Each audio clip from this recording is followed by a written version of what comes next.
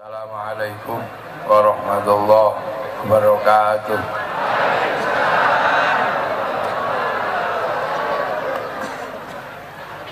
Mohon maaf yang duduk di atas kursi cuma saya sama Pak Awang. Ini malam yang istimewa. Saya ketemu sama Pak Awang Faruk itu tahun 2005 kalau tidak salah. Ya, Pak Awang masih gagah dan saya masih muda. Beliau jemput saya ke bandara. Ya, waktu itu Pak ada pesan dari Yai Hasyim Muzadi waktu itu untuk Bu Muriah sama Mas Awang Ferdi kalau tidak salah gitu. Nah, tahun 95. Dan saya pernah dan termasuk di Palaran sini. Tidak tahu waktu itu ngajinya di lapangan ini apa bukan. Yang ada pagar nusanya waktu itu. Terus dikasih makan sate payau.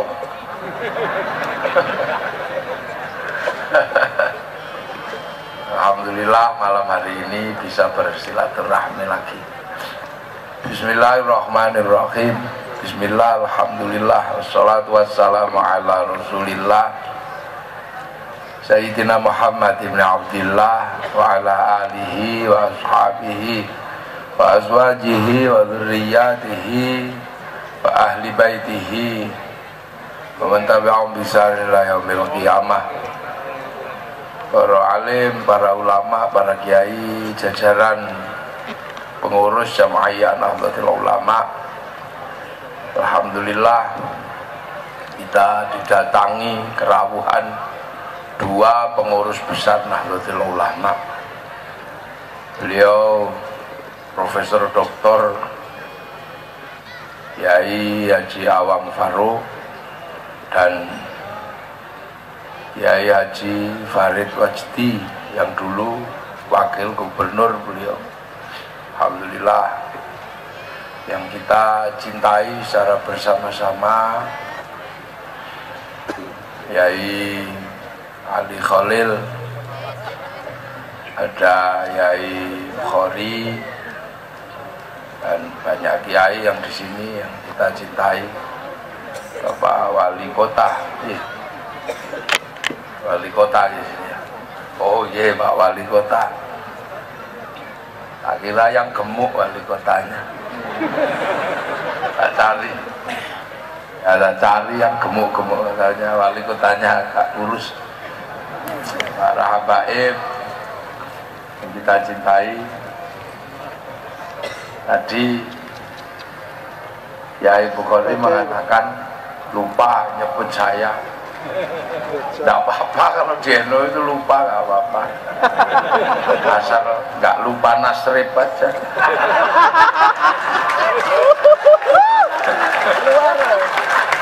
Kalau nggak lupa Nasrib aja salah.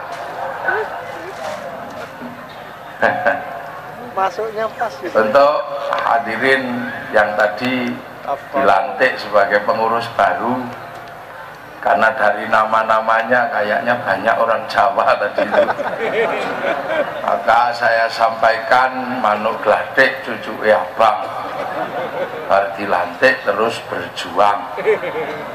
Ojo Manuk Gladek cucu biru baru dilantik terus turu. Kenapa? Karena bawa NU itu berat. Bawa NU itu berat. Beratnya kenapa? Karena NU ini punya tugas yang dulu diemban oleh Rasulullah. NU ini punya tugas melanjutkan apa yang diemban oleh Rasulullah. Rasulullah itu nabi terakhir Nabi yang paling berat itu Rasulullah, Nabi terakhir. Nabi Adam itu tidak berat, ya paling beratnya ngurus keluarga, wong cuma satu keluarga. Tapi Nabi Muhammad ini ketemu dengan manusia yang sudah beraneka ragam, karena Nabi terakhir. Nabi Musa itu baru sanegara, Nabi Ibrahim satu negara. Nah, Nabi Muhammad ini berat karena sudah ketemu ketika manusia sudah berbeda-beda bangsa, berbeda-beda suku. Itu Nabi Muhammad. Makanya Nabi Muhammad cuma diajarkan untuk memahami perbedaan manusia. Ya ayuhan nas inna khalaqnakum min dzakari wa unsa wa ja'alnakum syu'uban wa qabaila lita'arufu. Nabi Muhammad diajarkan manusia ini udah beda-beda, ya harus pengertian. Harus pengertian. Pengertian apa? Ya manusia ada yang begini, ada yang tinggi besar, rambutnya merah, tempatnya di Eropa. Ada yang sipit-sipit, kriip-kriip, tempatnya di Cina. Ada yang hitam gosong kayak kopi goreng, tempatnya di Afrika. Nah, ada yang kecil-kecil, pesek-pesek, tempatnya di Indonesia. So, Nabi Muhammad sudah dalam satu situasi manusia yang beraneka macam. Agama juga beraneka macam di zaman Rasulullah. Karena apa? Agama yang sebelumnya juga masih kuat. Itu bedanya. Nabi Musa ngadepi pagan, ngadepi penyembah berhala tok Fir'aun. Nabi Ibrahim menghadapi penyembah berhala.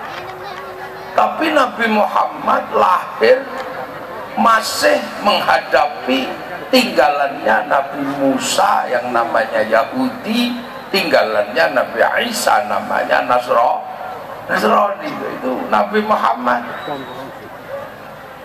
Makanya Nabi Muhammad ini Nabi yang paling berat. Sudah gitu Nabi Muhammad ini harus ketemu dengan orang-orang yang peradabannya tinggi, ketemu dengan peradaban Romawi yang sangat tinggi, punya Tuhan namanya Zeus, Tuhannya menikah dengan Tuhan perempuan namanya Hera, punya anak Hercules, yang kebetulan ditempati saudara-saudara tua Islam yang namanya Nasrani membangun kekuatan besar di Romawi namanya Vatikan. Pemimpin tertingginya namanya Paus. Rasulullah ini yang didepi macam-macam. Ngadepi tinggalannya Nabi Musa namanya Yahudi, kuat orang Yahudi, menyebar di seluruh dunia. Nah, masih juga ngadepi penyembah berhala. Coba sampean bayangkan, Nabi Musa cuma nyembah berhala, tapi Allah memberi bekal luar biasa kuat. Nabi Musa musuhnya tempeling mati, tangan masuk saku keluar jadi listrik, tongkat dipukul jadi jalan tol, lautan pukul. Itu Nabi Musa ketika ngadepi penyembah berhala. Nabi Ibrahim ngadepi penyembah berhala, hebat, dibakar nggak mati, bahkan semut aja ikut nyiramkan air. Nabi Daud ngadepi penyembah berhala, itu aja bekalnya hebatnya luar biasa, tangan masuk ke tanah keluar jadi pedang, besi pegang dimplek-plek jadi baju, suaranya kalau berteriak burung jatuh. Nabi Sulaiman udah gak ada lawan gitu. Karena jin bisa diajak ngomong, burung diajak ngomong, sampai kentut bisa diajak ngomong. Hebat-hebat. Nabi Musa cuma ngadepi bangsa penyembah berhala itu, penyembah Zeus di Romawi sana. Itu aja bekalnya orang buta dipegang itu melek, lahir berejel pidato, orang mati itu bangun. Nah, sisa-sisa dari seluruh peradaban samawi dan peradaban ardi ini harus dihadapi sama Rasulullah. Sementara Rasulullah ditempatkan di Makkah. Makkah sendiri satu penyembah berhala, yang kedua orang Makkah ini punya peradaban baca tulis. Akan tetapi Nabi sendiri diutus tidak bisa baca, tidak bisa nulis.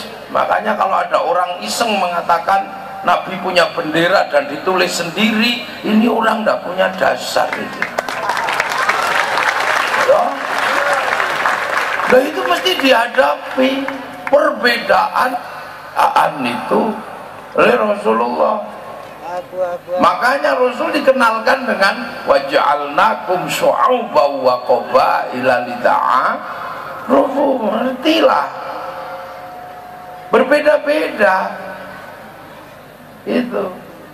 Nah itu makanya itu bekal. Makanya bekal berikutnya adalah diajarkan, nanti kamu pasti ketemu manusia yang berbeda-beda itu, tapi harus ingat laqad khalaqnal insana fi ahsani taqwim. Walaupun berbeda-beda itu, tetapi tetap itulah bentuk terbaik. Dan di zaman Rasulullah ahsani taqwim itu sudah gak satu. Ahsani taqwim di zaman Nabi Adam masih satu, tinggi besar 60 dhira. Sak dhira itu sak hasta. Kalau 60 dhira berarti sekitar 50 meter. Yuk gede orang 50 meter. Ahsani taqwimnya masih satu bentuknya, gede masih.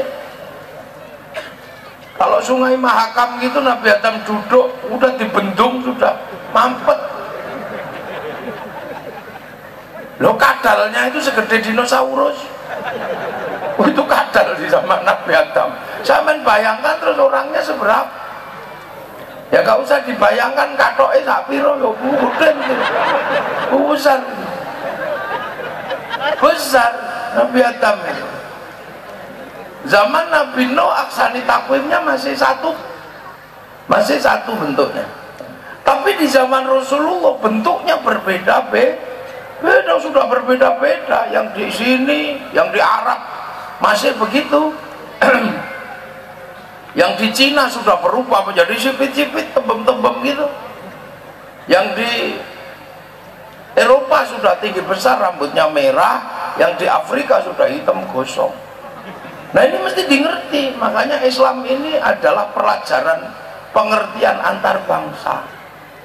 Makanya orang Islam itu kemanapun nggak pernah membedakan orang, karena Rasulullah dari awal sudah diajari manusia berbeda. Orang ajari, orang Eropa nggak diajari. Makanya orang Eropa ketika melihat perjalanannya Christopher Columbus itu melakukan pelayaran ketemu Tanjung Harapan, dia kaget lihat Afrika. Tuh, ada orang hitam-hitam ini model apa katanya? Karena orang Eropa itu paham terbaiknya rasnya adalah ras Arya yang tinggi besar itu. Dia nggak ngerti kalau ada manusia beda. Begitu lihat Afrika, loh, hitam-hitam gosong kayak gini, oh neraka ini. Karena dalam kitab sucinya menyebutkan orang yang tidak patuh kepada Tuhan dibakar di neraka, tapi nggak boleh mati, biar tetap bisa disiksa. Makanya terus gosong, rambutnya keriting, sen. Makanya Christopher Columbus langsung menembaki aja orang itu. Kenapa? Karena ini orang neraka. Lah kok ditembak? Ya ikut membantu pekerjaan Tuhan yang belum selesai. Maka terjadilah perbudakan yang sangat keras. Terakhir di Eropa kita bisa membaca sejarah Amerika, ada sejarah namanya Amistad, sejarah perbudakan. Orang Belanda datang ke Indonesia ya menganggap kita bukan manusia karena nggak diajari bahwa orang di luar Eropa ini turunan munyuk, keturunan monyet, namanya turunan Pithecanthropus. Dan Pithecanthropus tertua di dunia ada di Indonesia, namanya Pithecanthropus wajakensis soloensis. Loh itu makanya terus mereka nembaki orang suka-suka aja, wong ini bukan turunan manusia, wong turunan monyet. Makanya kalau sekolah besok lagi nggak usah diajarkan tentang turunan monyet, karena monyet tidak berevolusi. Buktinya apa? Masih ada monyet. Kalau monyet berevolusi jadi manusia, pastinya manusia udah nggak ada. Dan Nabi Muhammad diajarkan seperti itu. Makanya Nabi Muhammad nggak susah ngelihat, oh ini gini, oh ini gini. Dan kita akhirnya juga sampai kepada satu kesimpulan, memang manusia berbeda. Makanya orang Islam ini yang asli itu ya yang mengerti perbedaan. Makanya Nabi Muhammad itu biar nggak lupa dengan sejarah perjalanan manusia, disuruh ibadah haji. Napatilah sejarah Nabi Ibrahim dan terakhir kumpul di Jabal Rahmah. Jabal Rahmah itu apa? Titik pertama pertemuan Nabi Adam dan Siti Hawa. Dari situ semua manusia berasal. Tapi karena waktu itu makanannya kurang, lama-lama orangnya gede-gede, habis. Akhirnya ada yang pindah ke Eropa, berubah. Nah, kenapa di Eropa berubah? Ya karena di Eropa musimnya dingin. Ini kira-kira ya, nggak ada dalilnya, tak cari dalilnya nggak ketemu. Kalau saya ditanya dalilnya apa ya nggak tahu, saya tak cari nggak ketemu. Yang jelas berubah, tinggi besar rambutnya merah, ya akhirnya kamakola kiro-kiro aja. Ya kira-kira lah kalau di Eropa kan tinggi besar rambutnya merah karena ada musim dingin. Nah kalau dibikin kecil gini ya kedinginan mati. Saya aja mestinya tanggal 23 dan sekarang mestinya baru pulang dari negara-negara bagian di Uni Soviet sana. Nggak mau berangkat saya. Kemarin dari Australia, terus rencananya ke Rusia. Nggak mau berangkat karena di sana musim dingin, -41. Itu kencing belum selesai udah truk gitu, udah macet. Nggak mau saya ke sana. Ini musim dingin, bener-bener dingin. Kemana-mana najis.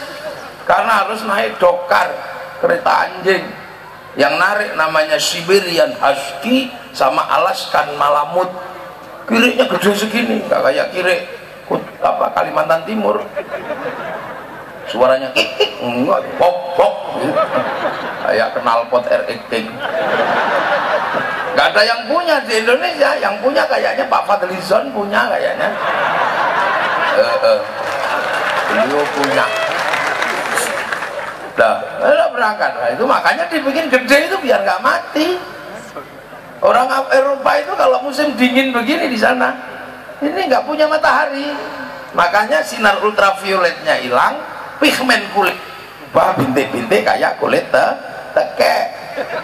Makanya orang kalau musim dingin lari ke Indonesia, lari ke sini berjemur. Ini ya cuma pakai simpak rok itu di Bali di mana. Mereka kesini berjemur itu bukan pornografi, itu berjemur itu. Dede ini cara wong Jawa.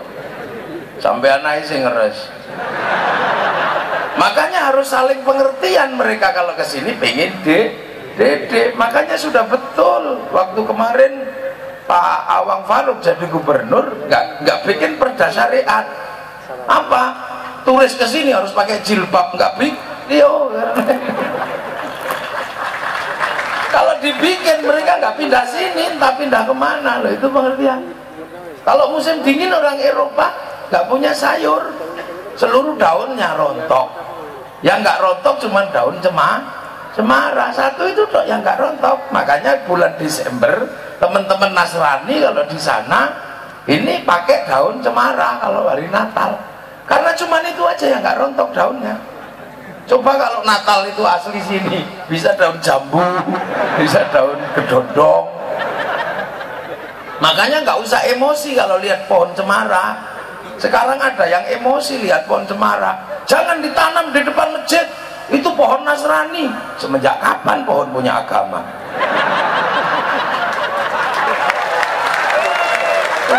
mesti pengertian kita. Orang Eropa kalau musim dingin makanannya sarden, karena kalau musim dingin sungainya membeku. Apa? Air terjun aja membeku.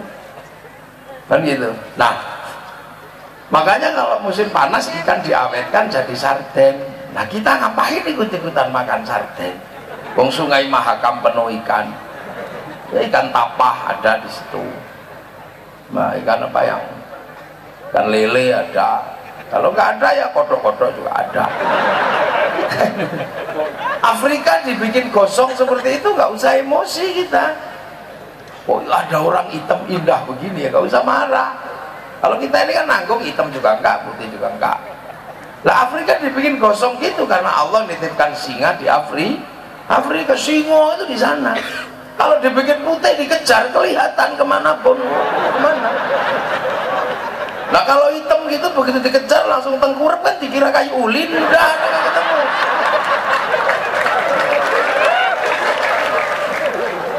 Yang Cina kenapa kemudian tembem-tembem sipit-sipit orang Cina?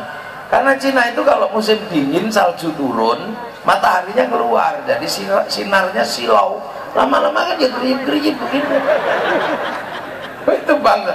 Nah itu pelajaran dasar kepada Rasulullah. Yang di Arab itu cantik nggak usah emosi sampean. Karena di Arab itu nggak ada air, makanya dibikin ganteng kayak begitu. Biar kalau nggak mandi tetap cantik, tetap ganteng lah. Kalau nggak ada air jelek-jelek begini ya tambah jelek. Nah kita ini kadang yang paling emosional gitu kan. Kok kulit kita jelek ya, denger putih, cantik itu putih, wah pusing perempuan, langsung rayunya dikelotok ya apa. Nggak usah, kita punya kulit begini kok. Saya kemarin di Australia itu lucu, orang Australia berjemur biar hitam. Jadi orang Australia kalau hitam itu artinya orang kaya karena punya uang untuk pergi berjemur. Nah di sini semakin hitam semakin miskin. Wah itu kenapa ya kuli gitu. Tapi nggak apa-apa. Nah ini kita ini dikasih Allah kecil-kecil pendek-pendek tidak apa-apa. Karena Allah telah memberi sesuatu yang tidak diberikan kepada manusia di muka bumi yang lain. Apa? Kita dikasih tempat terindah di dunia, namanya Indonesia. Gak ada lain negeri, gak ada negeri kayak kita ini indahnya. Orang Eropa nggak punya ijazah mati, orang sini nggak punya ijazah hidup.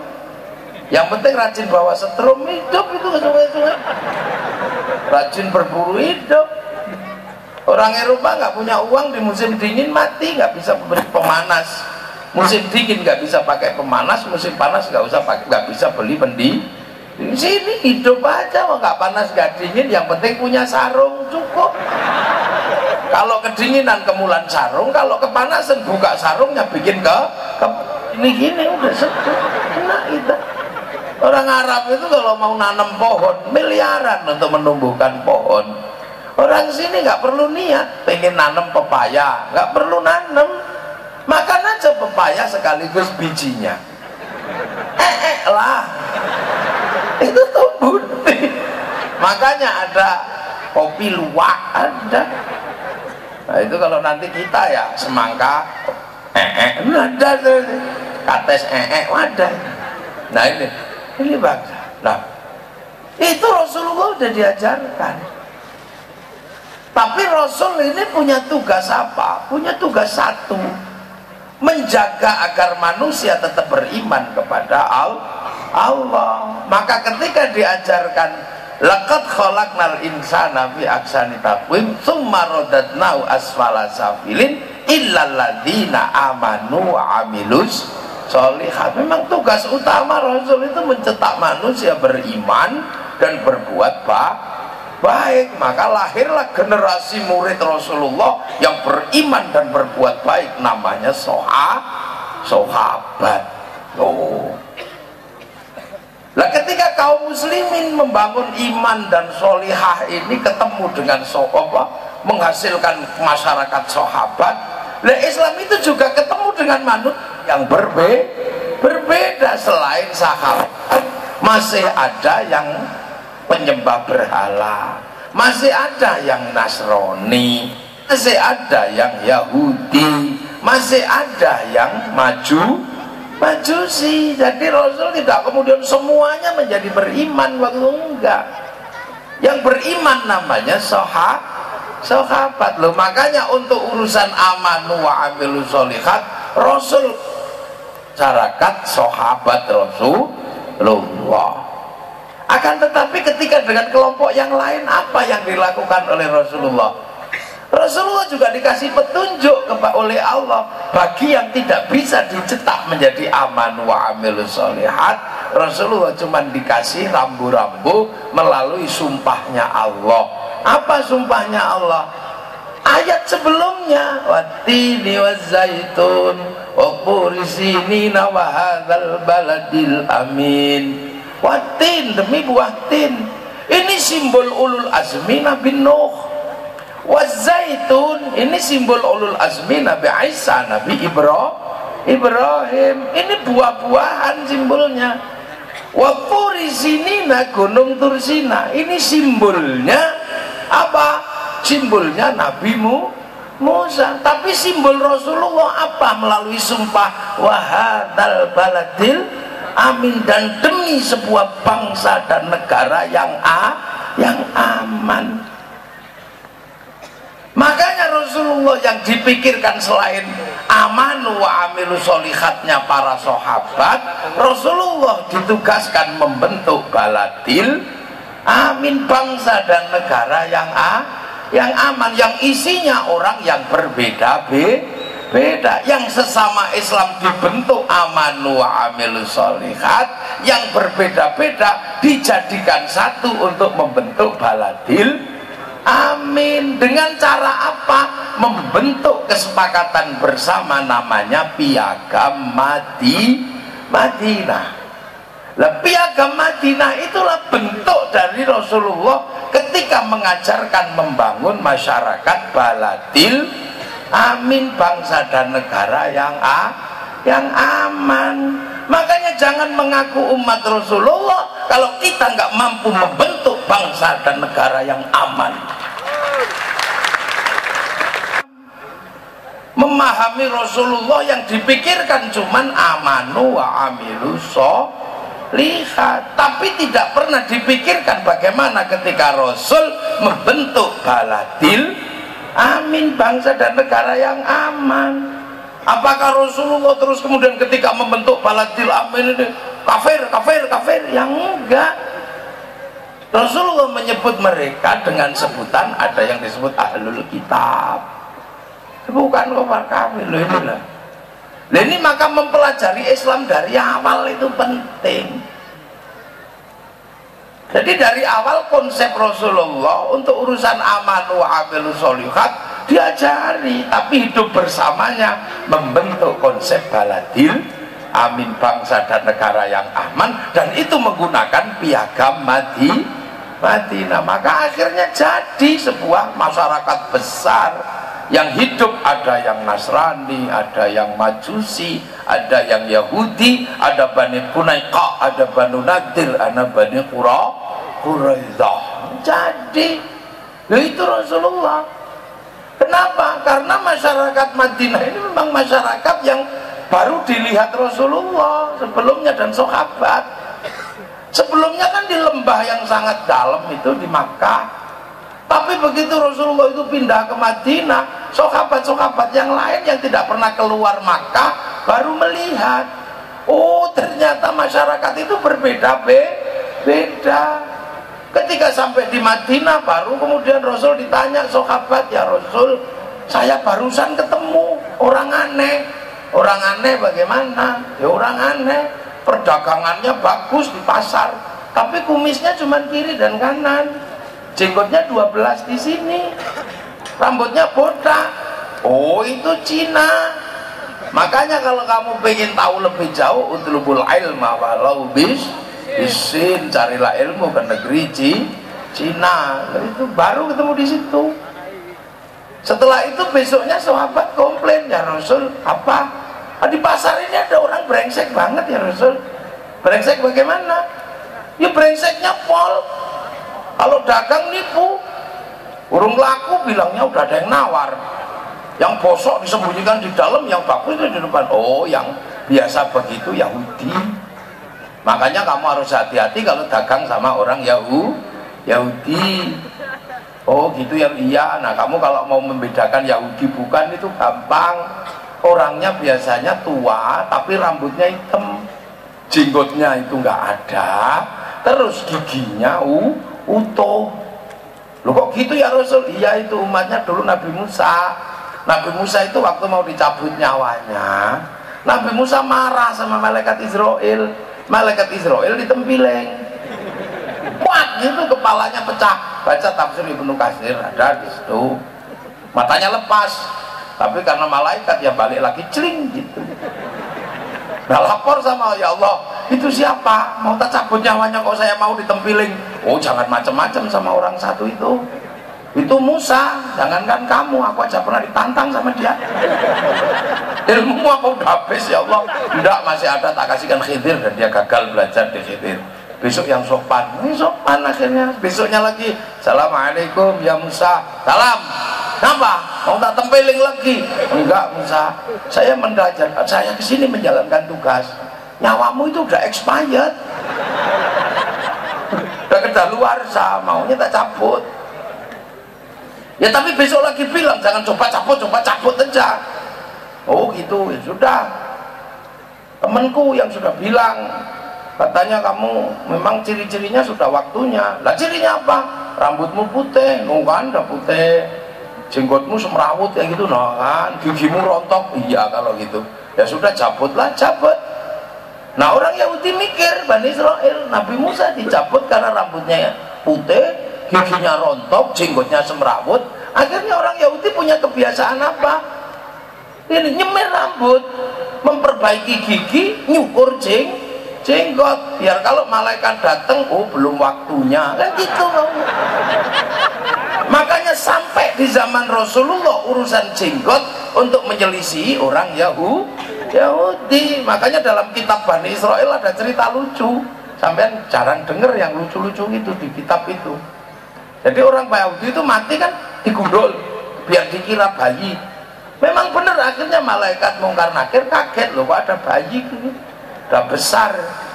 Diserahkan malaikat Ridwan, ya Ridwan ada bayi besar. Oh bukan, ini bukan bayi, tapi nggak ada bulunya loh, ini giginya juga nggak ada. Itu digundul biar dikira bayi, biar kamu ketipu. Enggak, protapnya kalau nggak ada bulunya, nggak ada giginya, itu kan bayi, nggak ada jenggotnya. Enggak, itu digundul. Lah terus buktikannya gimana? Ya saya punya cara membuktikan ini bukan bayi. Gimana ya Ridwan? Gampang. Bidadari turun bidadari, tapi nggak usah pakai baju. Begitu bayi gede ini lihat mal bidadari turun nggak pakai baju, twing. Nah kan nggak bayi.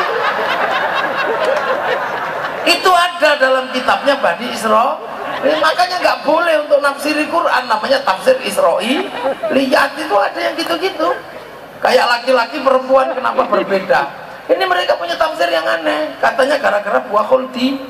Buah khuldi buahnya 6 buah ini dipetik semua sama Nabi Adam. 3 dikasihkan Siti Hawa, 3 dipegang Nabi Adam. Siti Hawa mau makan nggak bisa, maka dipecahkan, tak gitu, pecah 2. Mau dimakan, ketahuan Allah. Weh, disembunyikanlah di sini sama Siti Hawa. Gitu. Karena takut. Nah yang 2 dikepit di sini, maka jadilah ini belah dan ini 2 bertuntung gitu. Lalu ini ada dalam kitabnya Bani Israel. Nah yang laki-laki diambil 3 kan Nabi Adam. Yang 1 ketakutan, ditelen, nyantol di tenggorokan ini, maka jadi gulu mencing ini. Nah yang 2 itu dipetik, masih ada gagangnya, sembunyikan di sini, jadi itu. Lah itu ada dalam kitabnya Bani Israel. Makanya urusan jenggot itu urusan yang sudah dilewatkan oleh para ulama yang bisa membaca sirah begini. Lah termasuk urusan itu terus datang lagi ya Rasulullah, Pak, kita ketemu dengan orang di pasar. Oh ini tinggi besar tapi dagangannya bagus. Apa? Jubah ya Rasul. Oh yang biasa jual jubah itu orang Romawi. Tapi hati-hati kalau kamu pakai jubah Romawi. Iya ya Rasul. Begitu teman-teman pakai jubah Romawi ini sombong-sombong. Karena jubah Romawi itu pakai korset. Jadi kalau jalannya begini, ini ditangkap. Terus lebihan kainnya panjang. Ada yang membawakan di belakangannya kayak baju pengantin itu. Makanya orang kalau pakai baju Romawi sombong-sombong. Maka oleh Rasulullah suruh motong agar tidak sombong dalam urusan baju lah. Itulah lahir konsep isbal. Makanya NU nggak ribet di situ karena tahu itu semua ada sebabnya. Urusan jenggot paling kemarin ini yang ribut gara-gara Kiai Said. Orang jenggotnya panjang itu goblok itu aja. Ya karena memang Kiai Said jengkel, mosok Wali Songo dibilang nggak ada. Nah yang bilang Wali Songo nggak ada jenggotan semua. Ada Zainal Abidin, ada Badrul Salam, orangnya jenggotnya panjang. Makanya Kiai Said tolol-olok, memang orang kalau jenggotnya panjang memang goblok. Nah akhirnya mereka bales, Kiai Said yang goblok. Penerus Wali Songo kok mengatakan orang jenggotnya panjang itu goblok, padahal seluruh Wali Songo berjenggot. Lah katamu kemarin nggak ada, kok sekarang Wali Songo ada dan berjenggot tuh.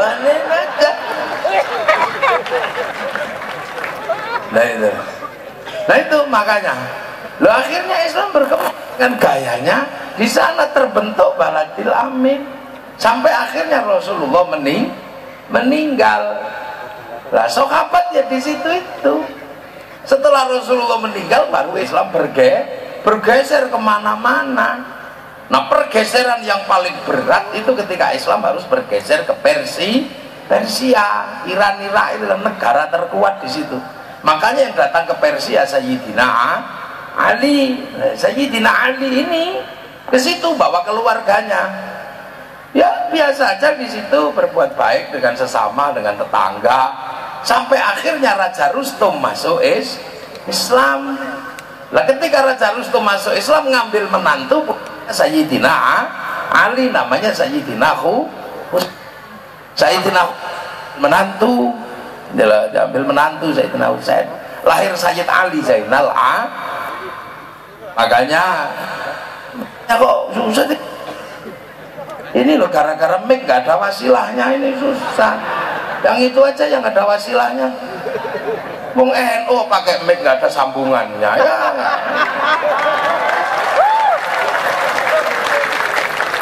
Ya tuh enak ini, tetap enak yang ada wasilahnya. NU pakai mic gak pakai wasilah.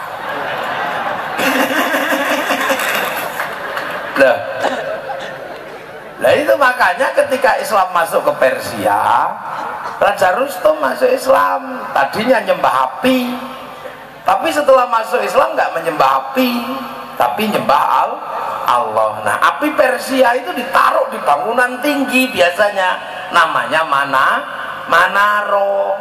Makanya begitu orang Persia masuk Islam, apinya dibuang, Manaro yang biasa ditaruh api ditaruh di depan masjid. Makanya terus kemudian masjidnya orang Persia punya Manaro. Orang-orang Islam melihat tuh masjid kalau ada Manaronya kok bagus, maka kemudian semua berlomba-lomba bangun Manaro. Akhirnya kemudian masjidnya orang Islam punya Manaro sampai ke Indonesia namanya Menara, sampai Jawa jenenge Menoro. Itu dari situ tuh. Sudahlah, akhirnya kemudian Islam ini berkembang di situ. Tapi karena ada konflik politik, akhirnya Sayyidina Ali pulang ke Madinah dan terbunuh di Madinah. Lah ketika terbunuh di Madinah, udah Islam tercerai-berai. Nggak ada cerita ukhuwah, cerita apa yang dibangun Rasulullah, nggak ada, sudah. Terakhirnya kemudian Sayyidina Husain nyusul, Sayyidina Hasan nyusul. Tapi ketika pulang ke Bali ke Persia, dibunuh sama Yazid bin Muawiyah tanggal 9 Asyura ditangkap, 10 Asyura dibunuh semua, mati kabeh.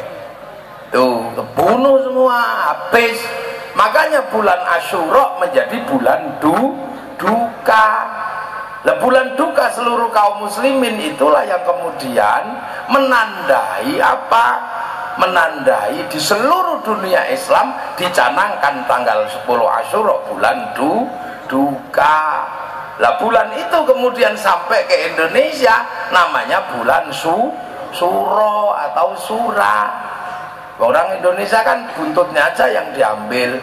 Muhammad Mat, Zainal Abidin Bidin, Zainal Arifin Ipin. Orang Indonesia kan gitu, Muhammad Mat. Makanya ada tamu saya, dari mana kamu? Dari Kalimantan ya. Kalimantan mana? Dari Palaran. Namamu siapa? Muhammad. Nama saya Matali ya. Matali, nah ini Mat Karim. Mat itu Muhammad, jangan Matali, Mat Karim. Muhammad Ali, Muhammad Karim. Oh terima kasih Kiai, saya baru tahu kalau Mat itu Muhammad. Jadi namamu Muhammad ya? Iya Kiai. Jadi Mat itu Muhammad ya? Ya, ya. Nah rumahmu di Palaran di mana? Itu Kiai, belakangnya Muhammad Rosa. Ya nek Matrosa ya Matrosa gitu aja, nggak usah pakai Muhammad Rosa.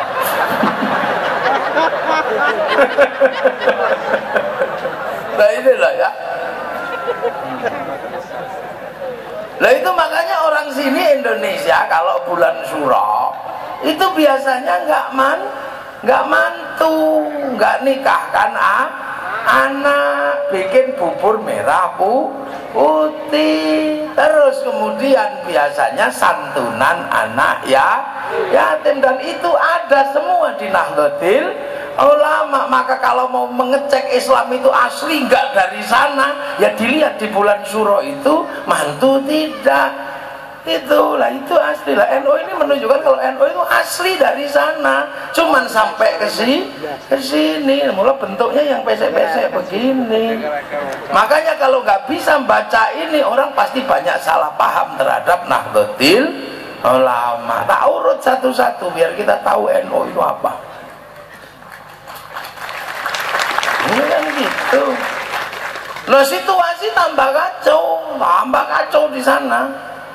Selamat satu Sayyid Ali Zainal Abidin, selamat. Lah Sayyid Ali Zainal Abidin punya anak Sayyid Muhammad Bakir, tambah jauh. Sayyid Bakir punya anak namanya Sayyid Ja'far Shadiq. Sayyid Ja'far Shadiq situasinya tambah tidak terkendali, semakin banyak pembantaian, politiknya semakin kacau. Maka Sayyid Ja'far Shadiq sudah tidak ingin lagi menempati tanah Jazirah, pengen keluar dari sana. Ada aku pengen keluar aja ya Allah, pengen keluar, situasinya tambah buruk, pengen keluar dari Arab. Itu pengen keluar. Lah buktinya apa? Lah yang sampean baca selama ini itu kan sholawatnya Sayyid Ja'far Shadiq. Allahumma sholli ala Sayyidina Muhammad wa ashghilil zalimin bil zalimin akhrijna min bainihim salimin wa ala alihi wa sahbihi ajma'in wa ashghilil zalimin bil zalimin. Udahlah yang ribut biar paten sama orang zalim. Wa akhrijna min bainihim, keluarkan aku dari situasi seperti ini. Jauh, punya anak Sayyid Ali Uraiti tambah jauh, punya anak namanya Sayyid Muhammad tambah jauh, punya anak namanya Sayyid Abu Baidillah tambah jauh, punya anak Sayyid Aisyah, punya anak Sayyid Ahmad Al-Muhajir tambah jauh, punya anak Sayyid Alwi, punya anak Sayyid Muhammad, punya anak Sayyid Alwi, punya anak Sayyid Ahmad, Sayyid Ali Khalil Qasam, menjauh punya anak Sayyid Ahmad Sohib Mirbat, menjauh punya anak Sayyid Alawi Abdul Faqih, punya anak Sayyid Abdul Malik sampai Mongol, punya anak namanya Sayyid Ahmad Jalaluddin sampai Campa, punya anak Sayyid Muhammad sampai Pasir, punya anak Sayyid Jamaluddin Al-Husaini Al-Kabir masuk ke Nusantara, tempatnya di Jawa sana, dikenal dengan nama Syekh Jumadil Kubro. Punya anak namanya Sayyid Ibrahim pindah Palang Tuban, punya anak namanya Sayyid Rahmat Sunan Ampel. Sunan Ampel mengajarkan kepada putranya Mbah Sunan Bonang, punya murid namanya Raden Syahid Sunan Kalijaga. Sunan Kalijaga punya murid namanya Sunan Geseng. Sunan Geseng punya murid Mbah Abdul Halim Pangeran Benowo, punya murid Mbah Abdul Rahman Basyaiban Pangeran Sambu, punya murid Mbah Abdul Jabbar Melirip Tuban, punya murid namanya Mbah Sufyan, punya murid Mbah Abdul Halim Boyolali, punya murid Mbah Abdul Wahid. Mbah Abdul Wahid punya murid namanya Mbah Khairon atau Mbah Gareng. Mbah Gareng punya murid banyak, ada Mbah Soleh, ada Mbah Khalil, ada Mbah Asy'ari, dan dari Mbah Asy'ari lahir Kiai Hasyim Asy'ari, pendiri Jam'iyah Nahdlatul Ulama. Loh, makanya Islam NU itu kan tidak dipahami sah orang-orang itu. Loh kayak gitu itu sama Mbah Hasyim Asy'ari ditegaskan al-muhafadzatu 'alal qadimis soleh, yang bagus-bagus kita pelihara. Nah itu makanya Islam ini kalau tidak paham NU ini susah, orang itu pasti salah paham. Kenapa? Ini milenial. Ini milenial. Milenial itu apa? Percepatan hidup yang luar biasa, cepatnya luar biasa. Cepatnya luar biasa. Saya sering mencontohkan, kita yang tua-tua, bahkan mungkin zamannya Pak Awang ini, kalau mau lihat gajah Afrika, kita ini nunggu flora dan fauna di TVRI. Itu pun kadang sudah menunggu lama, siarannya diganggu Pak Harmoko. Pak Harmoko, kadang Pak Murdiono. Makanya saya pernah dapat cerita tentang masyarakat Madura. Masyarakat Madura ini punya TV pertama kan pakai iuran, petugasnya masuk. Bapak punya TV? Loh dek, kalau lihat tuh TV apa tidak, jangan dalam rumah dek, lihat dari luar. Gimana pak? Lihat dari luar, ada cakarnya apa tidak? Kalau ada cakarnya berarti punya TV, maksudnya ada antenanya dulu kan gitu. Maksudnya masuk lagi, punya TV. Dia punya, bedanya apa pak punya TV? Ya beda dek, kalau punya kan ada barangnya, kalau nggak ada ya nggak ada barangnya. Enggak, maksudnya bedanya rasanya. Lu rasanya enak dan nggak enak dek. Nggak enaknya iuran. Enggak, pengetahuan apa? Lu bilang dari tadi deh kalau pengetahuan. Kalau orang punya TV enak deh, tahu ternyata pekerjaan presiden itu nggak susah. Lu kok pekerjaan presiden nggak susah? Iya cuma 3 ternyata presiden itu kerjaannya. Apa? Itu cuma pidato, gunting pita, banteng kendi. Makanya deh presiden bisa diganti-ganti katanya. Lu diganti gimana? Ya kadang Harmoko, kadang Murdiono, kadang Habibie. Lah kalau Pak Harto itu siapa Pak? Duh kalau itu nggak bisa diganti deh, itu bosnya katanya. Lah kita lihat flora dan fauna aja nunggu. Apa kadang diganggu Pak Harto. Sekarang orang dengan dunia yang modern ini dengan mudah sekali, tinggal ketik aja temu Afrika keluar dari handphone ini, kinjeng kawin keluar. Loh, ini dunia modern, beratnya luar biasa, cepatnya luar biasa. Yang tua-tua ini kalau jatuh cinta susah, sakit orang kalau jatuh cinta, karena rindu itu berat zaman itu. Makanya jangan rindu, rindu itu berat. Rindu berat ya, sampai kita mesti nulis surat, cari kertasnya susah, warnanya pink, yang baunya harum, terus nulis, dek, rindu aku padamu, malam hari ini tidak kuat lagi rasanya rindu ini, berat. Maka aku tulis saja cinta dan kerinduan ini, karena engkau di sana, aku di sini. Tapi aku pun tahu malam hari ini, maka aku tuliskan saja ini, karena aku yakin malam hari ini kita duduk di bawah sinar rembulan yang sama. Wah itu dulu udah dikirim, habis itu nunggu seminggu stres kita, aku gak ngerasa datang. Nah sekarang anak milenial apa ada yang begitu? Gak ada, kangen tinggal foto jepret gitu, ber-berku. Udah dikirim, bawahnya tulisin mah.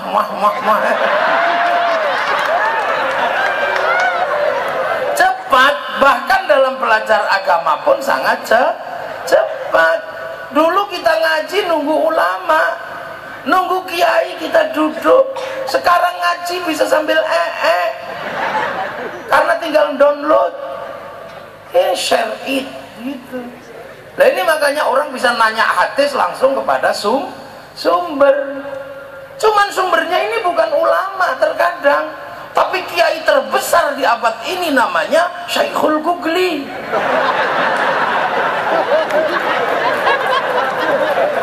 Ini kiai terkini, kiai sekti ini. Jalan menuju WC di jalan Jakarta tahu dia, Google ini tahu semua, tahu dia. Nah inilah membuat orang terkadang generasi milenial ini kalau nggak hati-hati lupa dengan namanya ahli sunnah wal jamaah. Ini yang kadang lupa. Kita ini diajarkan lupa bahwa yang mengikuti Rasulullah langsung itu namanya sahabat. Jadi wal jamaahnya Rasulullah itu sahabat. Rasulullah meninggal punya wal jamaah namanya tabi'in. Ini yang ketemu sama sahabat, yang ketemu sama tabi'in namanya tabi'ut tabi'in. Yang namanya tabi'ut tabi'in ketemu apa, yang ketemu tabi'in itu namanya tabi'ut tabi'in. Nah kalau kita yang sepanjang tadi itu tuh namanya apa? Yang kita cuma mengikuti kiai Ali Khalil, Kiai Bukhari, kiai ini. Di sini ini namanya sudah tabi'ut panjang. Gitu loh. Dan kita ini pengikut terbawah dari pewaris para nabi yang namanya al-ulama warasatul anbiya. Jadi kita ini pengikut Rasulullah tapi pada pangkat muridnya ulama. Makanya kita ini biar gak lupa cuman dikasih nama Nahdlatul Ulama untuk mengingatkan kita bahwa kita ini muridnya ulama. Loh, ini yang kadang orang sekarang lupa. Makanya nama NU ini yang menjadi jimatnya ini ya di NU ini, ulamanya itu ya memang nggak terlalu gagah sih namanya. Yang lain kan gagah namanya, iya, Ansor Tauhid, itu gagah, pembela Tauhid, benderanya la ilaha illallah, gagah. Bahkan Muhammadiyah itu namanya gagah, bolone Nabi Muhammad. Misalnya kayak Front Pembela Islam, itu gagah namanya. NU Nahdlatul Ulama ini yang desa jenenge kiai. Lah kiai kadang utang rokok barang.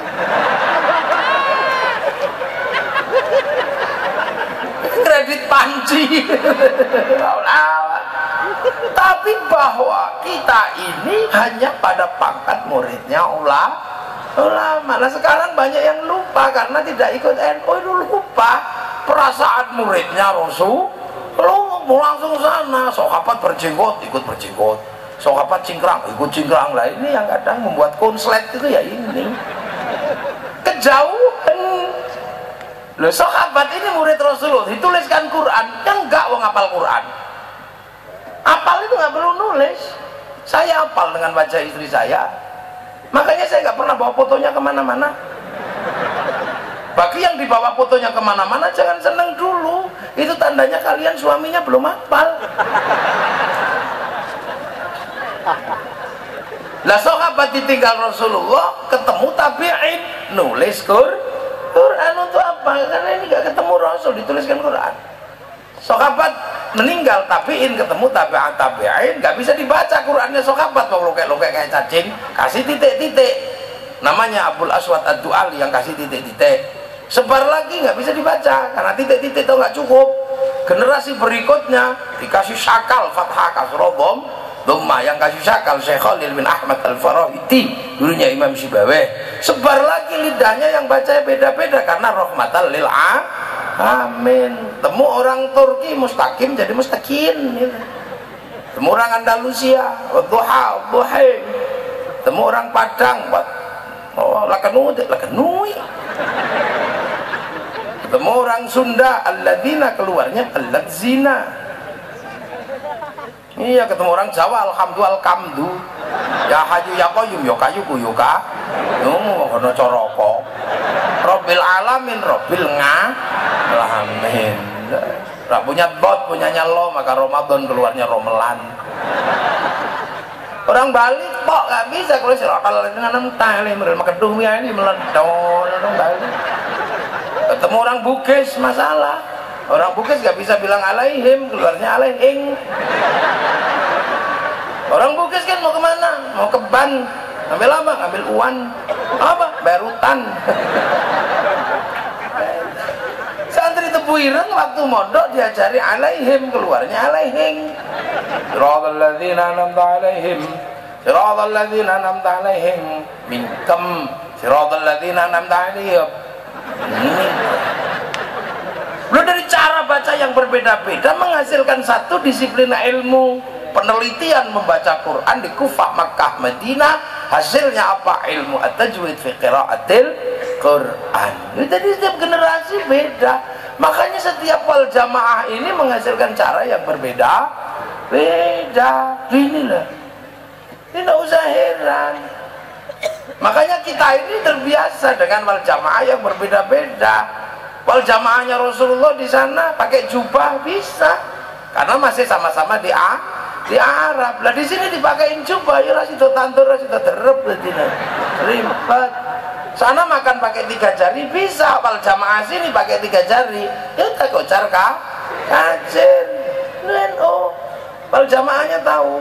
Sana beli kurbannya pakai unta. Di sini nggak ada unta, kerbau sapi.